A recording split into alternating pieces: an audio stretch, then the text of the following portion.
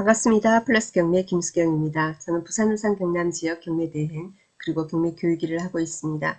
오늘 지난 시간에 이어서 아파트 경매권 중에서 재매각 사건 왜 그런지 같이 한번 살펴보도록 하겠습니다. 조금이나마 도움이 좀 되셨으면 좋겠습니다. 첫 번째 보실 사건은 평택에 있는 물건입니다. 지금 10월 26일 날 입찰 날짜 잡혀 있네요. 수원지법 평택지원의 2019 타경의 48753 되겠습니다. 아파트 전용 면적 18평, 그러니까 23평 정도 되겠다. 그죠? 감정가 8,300에서 한번 유찰이 되어 있습니다. 지난 6월 22일 날 24명이나 입찰에 참가했습니다. 감정가 8,300인데 훌쩍 넘겨서, 그죠? 감정가 대비 107.23%의 낙찰을 받았는데 잔금 미납을 했습니다. 보통 이렇게 24명 이렇게 입찰을 했는데 잔금 미납이다 하면은 내용을 보지 않더라도 이거는 뭔가 시세 판단을 잘못했거나 또는 뭐 그 소유자 겸 채무자 쪽에서 이 물건을 일단은 해결을 하기 위해서 일단 홀딩, 다른 사람이 이제 낙찰 받아가는 걸 막기 위해서 일단 홀딩하고 취하 작업을 한다든지 뭐 그런 경우도 있고 다양한 케이스가 있습니다.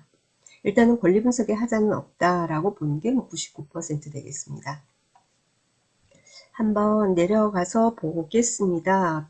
진짜 하자가 없는지. 자, 등기부 보겠습니다. 2016년 8월 16일 날 소유권 이전 매매됐습니다. 그 당시에 1억 2,800에 매수를 했군요. 그리고 그날, 잔금 치는 날 근저당 설정됩니다. 담보대출을 받았나 봅니다. 채권 최고액이 1억 2,240만원 됩니다. 여기가 말소 기준 등기되고요. 그 뒤에 뭐 근저당, 가압류, 압류 등이 들어와 있고 여기 근저당권자가 그죠? 임의 경매를 신청한 그런 사건입니다. 흔히 이렇게 보면은 청구 금액이라는 이것 때문에 문의들을 가끔 주시는데 청구 금액은 보통 보면 저희가 이제 경매권, 경매 사건들, 낙찰건들 이제 그 법원 가서 경매계에서 서류 열람을 하다 보면은 대부분은 보면은 1월 16일 날 경매 신청했잖아요. 이 당시까지 예를 들면 원금하고 이자 밀린 거 보통 그 정도로 계산이 되고 있는 것 같습니다. 그 이후에 그러면은 연체 이자 붙여서 그래서 플러스 알파가 있다라고 보시면 되고 크게 우리하고는 별로 상관없죠. 말소 기준 등기에 해당되니까. 자, 2016년 8월 16일 날 말소 기준 등기 그죠? 근저당권 있고 그에 보면은 뭐죠? 소유자 점유 사용이라고 합니다. 임차인도 없어요. 그리고 전입세대 열람 결과 등재인도 없답니다. 자, 이런 경우에 여러분이 이제 이거를 이제 예를 들어 관심이 있어서 하는 분들은 전입세대 열람 결과 등재인 없다. 전입세대가 없다고 해서 사람이 안 사는 건 아니거든요. 사람이 살 수도 있고 진짜 안 살 수도 있고. 자, 그러면은 사람이 안 산다고 합시다. 사람이 안 산다고 그러면은 관리비가 많이 밀려있을 가능성이 높겠죠. 그래서 이런 것은 시세 플러스 관리비가 얼마나 많이 밀렸는지 꼭 조사를 하시기 바랍니다. 일단 권리 분석의 하자는 없습니다. 시세 및 그리고는 관리비. 그리고 2016년도에 매수를 해서 본인이 살고 있다면 집 상태는 그렇게 나쁘지 않을 것이라고 보는데 100%는 아니에요. 대체적으로 저희가 해보면 그렇더라고요. 일단 조사 한번 해보세요. 특별한 하자는 보이지 않습니다. 문건 송달 내역도 한번 보겠습니다. 문건 송달 내역 보니까 문건 송달 내역에도 그 최고가 매수인이 뭘 어떻게 뭐 불허가를 신청했다든지 그런 어떤 내용도 전혀 보이지 않습니다. 전혀 보이지 않는데 여기 보니까 송달 내역에 보니까 2019년 12월 23일부터 세무자 및 소유자 쪽으로 폐문부재 떴습니다. 그 다음에 내려가서도 계속해서 채무자 겸 소유자 쪽으로 서류가 가야 되는데 계속해서 폐문부재 이렇게 뜨고 있고요. 4월 8일 날 보니까 여기에 그래서 개시결정 정본 발송 역시 소유자한테를 했는데 4월 23일 도달 나와 있습니다. 이것은 보니까 동시송달로 도달을 시킨 모양입니다. 그래서 여기 같은 경우에는 전입세대 없고 사람이 살고 있지 않다. 관리비 관계 정확하게 조사해 보시고 시세 조사해 보시기 바랍니다. 관리비가 많이 밀려있지 않을까 하는 추측이 듭니다. 왜냐하면 24명 입찰을 했었는데 1등이 8,900만원, 2등이 8,400만원. 물론 여기서도 뭐 소액 물건 치고는 500만원 정도가 차이가 났으니까. 그래서 예를 들면 이게 동그라미 하나가 더 있어서 8억 9천, 저기 시세가 뭐 8억 얼마다 이러면은 8억 9천, 8억 4천, 5천만원 차이. 뭐 1, 2등 차이를 가지고 잘 받았다 못 받았다를 말은 할 수는 없지만 여튼 꽤 그래도 시세에 근접하게 받아놓고 게다가 관리비가 너무 많이 밀려 있어서 그래서 미납을 했나? 모르겠습니다. 관리비 관계 한번 알아보시고 그러세요. 자, 다음 사건 넘어가겠습니다. 자, 10월 26일 날 역시 진행하는 춘천지법 원주지원 사건이고 2019 타경의 504424 되겠습니다. 역시 아파트 전용 면적이 22.969, 한 23평 이렇게 되네요. 감정가 1억 900이고요. 최저가 지금 감정가 대비 34%까지 떨어져 있습니다. 재매각 사건이지만 보증금은 10% 이렇게 되어 있고요. 그렇습니다. 7월 6일 날, 지난 7월 6일 날 2달 반쯤 전에 한 사람이 입찰을 해가지고 미납을 했습니다. 한 사람이 입찰해서 미납을 했다. 이런 것은 권리분석의 오류라고 보시면 되고 대부분은 선순위 임차인, 보증금 인수라든가 그런 부분이 있을 겁니다.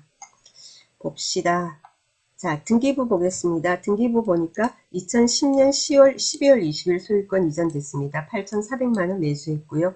2019년 8월 28일 가압류가 들어옵니다. 가압류가 들어오고 여기가 말소기준 등기됩니다. 그 뒤에 또 가압류 있고 그래서 여기 위에 가압류권자가 강제경매를 신청했습니다. 말소기준 등기 2019년 8월 28일입니다. 임차인 정땡땡씨 있습니다. 전입날짜 2019년 6월 26일입니다. 그래서 이 사람 전입하고 2달쯤 후에 가압류 들어왔어요. 어쨌건 이 사람의 전입 일자상으로서는 뭡니까? 2달 정도가 빨라요. 그래서 대항력이 있습니다. 그런데 이 선순위 임차인이 보증금 8천만 원이라고 신고를 하고는 자, 신고만 했을 뿐이지 그래서 어떻게 신고 내역을 보니까 확정일자도 없고 그리고는 배당 요구도 없다. 당연히 그러면은 선순위 임차인이 배당 요구를 안 하면은 이 8천만 원에 대해서 전액 인수인 겁니다. 그죠? 그래서 이런 내용을 대부분은 아는데 어쩌다가 모르는 한 사람이 이렇게 낙찰을 받았다가 미납을 했나 봅니다. 간단한 사건이다 이건 그죠? 자, 그 다음에 보겠습니다. 그 다음에는 대구 사건이에요. 10월 23일 날 입찰건입니다. 대구지법 보던 2019 타경의 10627 사건입니다. 북구 칠성동에 있는 휴먼시 아파트입니다. 전용 면적 18평, 그죠? 18평 되고요. 감정가 3억 2,400입니다. 감정가 대비 34%까지 떨어져 있습니다. 이번에는 보증금이 20%입니다. 재매각 사건 같은 경우에 법원에 따라서 보면은 그대로 10%인 곳, 20%인 곳, 30%인 곳도 있으니까 꼭 조심해서 준비를 하셔야 됩니다. 입찰 보증금은 정해진 이런 어떤 그 금액보다 많은 거는 상관이 없어요. 많은 건 상관이 없는데 적으면은 1원이라도 모자라면은 입찰 자체가 무효가 되는 겁니다. 아시겠죠? 여기에 2,223만 원 이렇게 돼 있다고 합시다. 그런데 내가 어제 뭘 하다 보니까 2,500만 원짜리 수표가 하나 있어. 그러면은 2,500만 원짜리 수표 안 돼요? 괜찮아요. 많으니까. 그래서 이 2,223만 원보다 많은 금액이니까 급하면은 그 굳이 2,223만 원에 맞춰서 수표를 재발행받고 뭐 입금했다가 다시 받고 이럴 필요는 없어요. 그냥 2,500만 원 넣으시면 됩니다. 그렇게 해서 예를 들면은 여러분이 떨어졌다. 그럼 그대로 그 2,500만 원짜리 수표를 되돌려 받는 거고 만약에 여러분이 낙찰을 받았다. 그러면 그 차익만큼을 법원에서 돌려줍니다. 네, 그렇게 되는 거니까 큰 금액은 상관이 없어요. 입찰 자주 하시는 분들 보면은 그런 경우가 많죠. 예를 들면 이번에 뭐 오늘 입찰할 거는 내가 저기 입찰 보증금이 3,500이에요. 3,500 해가지고 근데 떨어졌어. 내일 또 입찰 들어갈 거야. 그거는 입찰 보증금이 3,200이야. 그런 경우는 3,500 수표 그대로 쓰시면 된다라는 거예요. 아시겠죠? 자, 이때도 한 사람이 이제 낙찰을 받았습니다. 뭐라고요? 한 사람 낙찰을 받았을 경우에는 대부분은 선순위 임차인 보증금 인수 내역이 많다라고 말씀드렸습니다. 과연 그런지 같이 한번 보도록 하겠습니다. 자, 등기부 현황 봅니다. 등기부 현황 보니까 어떻게 해요? 2017년 4월 7일 날 소유권 이전이 됐습니다. 1억 5,500 거래가입니다. 그리고 2018년 6월 14일 날 전세권, 이 부동산 해당 부동산 전부에 대해서 전세권이 설정이 됩니다. 그리고 그 다음 근저당들 들어오고 그렇습니다. 근저당 들어오는데 요 근저당권자가 임의경매를 신청했고 요 근저당권자도 또 임의경매를 신청했습니다. 근저당권자 두 군데에서 임의경매 두 곳에서 이렇게 중복으로 들어와 있습니다. 자, 그런데 뭐냐면은 선순위 전세권이죠. 이 전세권자가 배당 요구를 하게 되면은 이 전세권, 그래서 정부에 해당하는 전세권이 말소기준 등기가 될 수 있는데 뭐냐면 이 전세권이 아무런 배당 요구를 하지 않았다. 자, 어떻게 해요? 말소기준 등기 어디예요? 근저당 아닙니까? 제일 위에 여기에요. 2018년 8월 2일입니다. 이거보다 빠른 전세권이 있어요. 그러면 선순위 전세는 인수하는 겁니다. 그래서 2억 3천을 이 사건은 인수를 해야 되는 겁니다. 대부분 요즘은 공부 많이 하셔서 잘 아는데 이렇게 어쩌다가 한 사람 정도가 이렇게 사고를 칩니다. 그죠?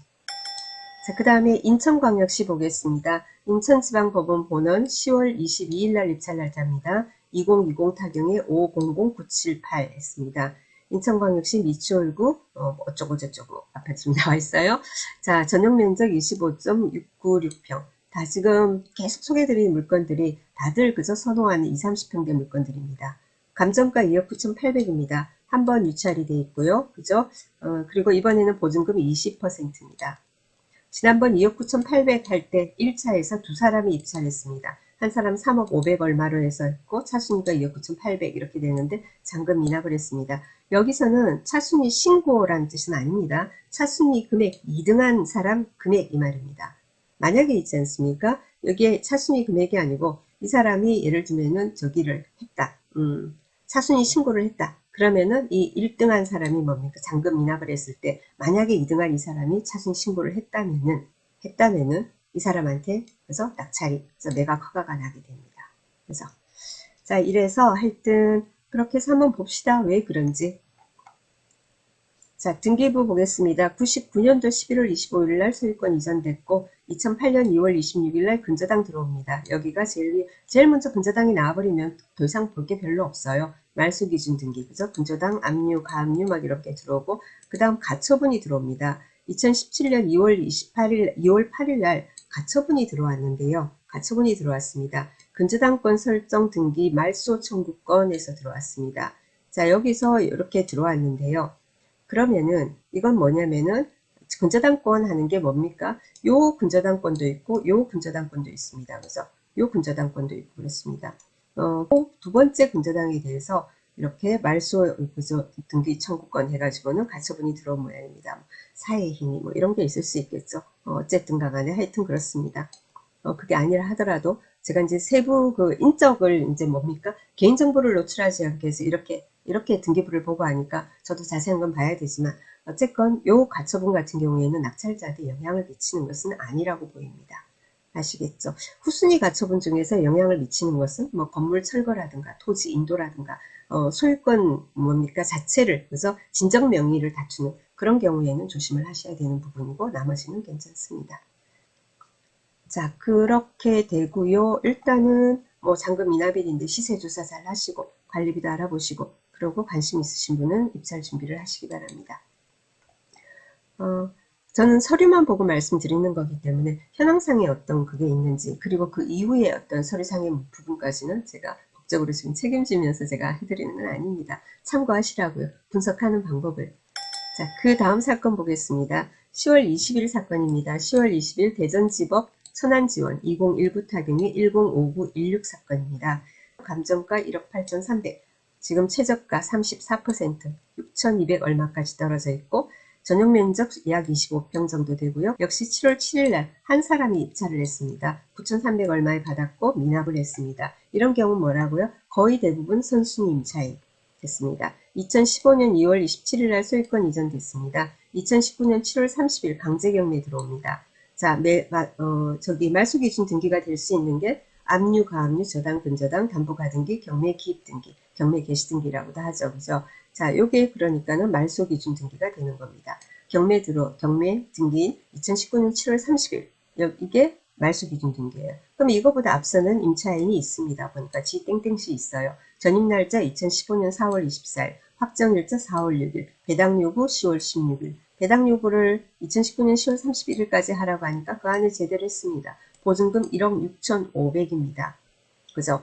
자, 그런데 보니까 이 사람이 경매 신청인 돼 있습니다. 보증금을 못 돌려받아서 그런 모양이에요. 자, 이 사람은 자기가 무슨 선순위 임차인이고, 그죠? 임차인이고, 경매 신청했고, 배당 요구했고 다 했어요.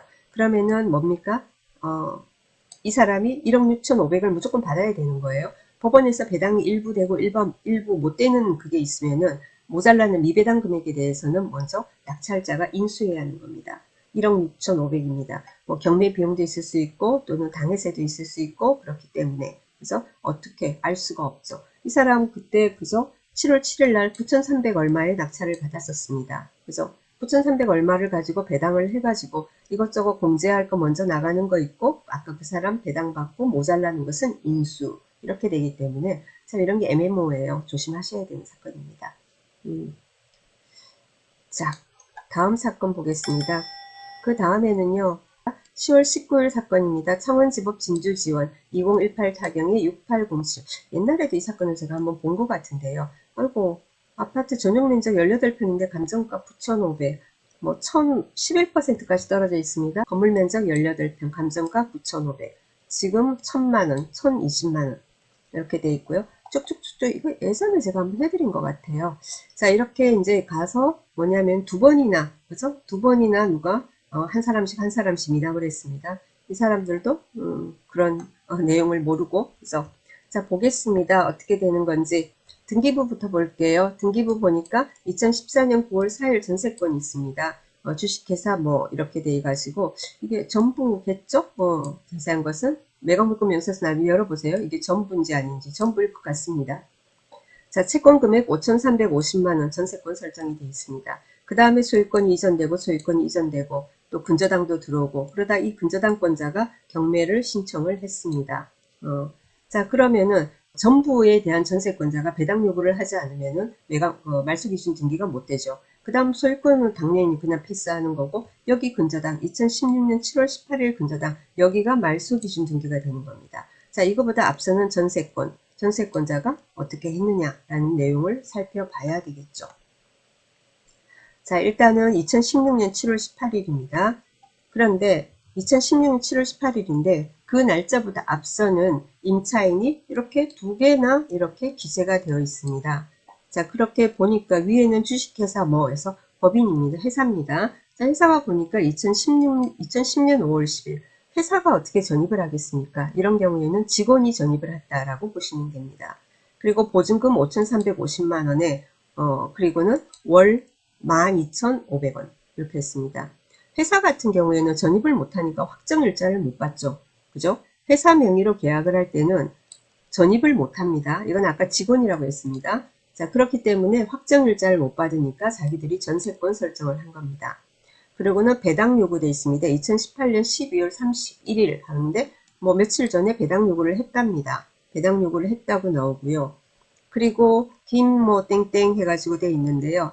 자, 어떻게 돼 있냐면은 여기 내용이 나와요. 요거는 현황조사서나 매각물건 명세서를 정리한 겁니다. 이 구독션 사이트에서. 자, 기타 사항 뭐가 나오냐면 기타 점유. 본건은 주식회사 뭐 여기에 사택으로 사용 중이며 전입 신고되어 있는 이 김땡땡 씨는 직원이라고 한다. 그래서 이 회사 그리고 여기 대표청장이 누가 전화 통화를 했다. 어쩌고 저쩌고 뭐 사택으로 사용 중이며 전입되어 있는 사람은 직원이라고 한다. 라는 내용이 나옵니다. 그러니까 위에 있는 이 전입 날짜는 요 밑에 있는 이 사람 직원의 전입 날짜다. 이 말입니다. 자, 직원이 전입을 해요. 회사가 계약을 하고, 그죠? 회사는 전입 신고를 못하니까, 그죠? 확정일자도 못 받고, 그래서 전세권 설정은 했고, 그리고는 배당 요구는 했고, 전입 날짜는 직원이다. 라고 했습니다. 자, 문건 송달 내역 같이 한번 열어보도록 하겠습니다. 자, 뭐가 돼 있냐면은, 그 회사, 중소기업 같은 경우에, 회사 같은 경우에는 뭐냐면은, 직원이 사택으로 사용하면서 전입을 하지 않습니까? 그러면 그게 주택임대차보호법 적용 대상이 됩니다. 자, 임대차보호법 적용 대상이 된다라는 말은 뭐냐면은, 그러면은, 아까 저기 있잖아요. 임차인이, 그러면 전세권 설정도 하지 않았습니까? 그러면은 전세권자로서 배당 요구를 할 것이냐, 권리신고 및 배당 요구를 할 것이냐, 아니면 임차인으로 할 것이냐를 선택을 할 수 있겠죠. 그죠? 자, 그래서 여기를 제가 그래서 문건 송달 내역을 열어본 겁니다. 자, 어떻게 돼 있냐면은 임차인 주식회사 뭐뭐뭐뭐 해서 권리신고 및 배당 요구 신청서 이런 말이 들어옵니다. 그래서 이 임차인 같은 경우에는 전세권자로서 배당 요구를 한 게 아니라 임차인으로서 배당 요구를 했습니다. 자, 그러면은 선순위 임차인으로서 배당 요구를 했다고 합시다. 자, 선순위 임차인이 배당을 받기 위해서 어떻게 해야 됩니까? 저기를 그저 전입하고 확정일자 받고 그리고는 전입 확정 배당 요구가 다 있어야 되는 거죠. 그런데 여기에서 확정이 없지 않습니까? 선순위 임차인으로서 권리신고는 배당 요구를 했습니다. 자, 그런데 확정이 없기 때문에 아무리 배당 요구 신청을 해도 배당을 못 받는 거예요. 그렇기 때문에 어떻게 되냐면 이 사건 같은 경우는 보증금 5,350만 원에 대해서 매수인이 인수해야 하는 겁니다. 아시겠죠? 그래서 그 내용을 몰라서 그냥 전세권이네, 뭐하네, 뭐 이런 식으로 아마 그냥 대충 성의 없이 잘 모르고 초보분들이 그렇게 해서 큰일 났다 이러고는 두 번을 잔금 미납을 한 모양입니다. 그래서 이런 것도 여러분이 문건 송달 내용 열어보고 전세권자이고 임차권자고 이러면은 임차인이고 그러면은 과연 어떤 지위에서 권리신고 및 배당 요구를 했는지를 보시고 그리고는 분석에 들어가셔야 됩니다. 여러 사건 쭈루룩 봤습니다. 아마 도움이 그저 다양한 케이스들이 나오니까 도움이 되시길 바랍니다. 수요일입니다. 즐거운 하루 보내시고요. 그리고 공지 있습니다. 오늘 밤 12시에 제가 마감을 한다고 했는데요. 아마 제가 명도 관련해 가지고 라이브 방송을 한번 하겠다 했습니다. 실시간 질문 받아가면서 그 질문에 대해서 여러분이 이제 좀 궁금한 명도에 관한 거, 그리고 지금 명도 진행 중인데 조금 힘들어 있는 부분들, 그런 분들 계시면은 라이브 들어오시기 바랍니다. 제가 금요일 저녁 9시, 토요일 저녁 9시 둘 중에서 어디가 좋아요 하고 그 채널 커뮤니티 쪽에 지금 투표 댓글 그저 받고 있습니다. 아마 금요일 9시가 좀 많은 것 같은데 글쎄요, 끝까지 가봐야 알죠. 오늘 수요일, 그래서 오늘 밤 12시까지 그래서 댓글 보고 확정 지어서 목요일 날 공지 드리도록 하겠습니다. 참고하시기 바랍니다. 자, 즐거운 하루 보내시고요. 다음 시간에 다시 뵙도록 하겠습니다. 구독, 좋아요, 알람 부탁드립니다. 감사합니다.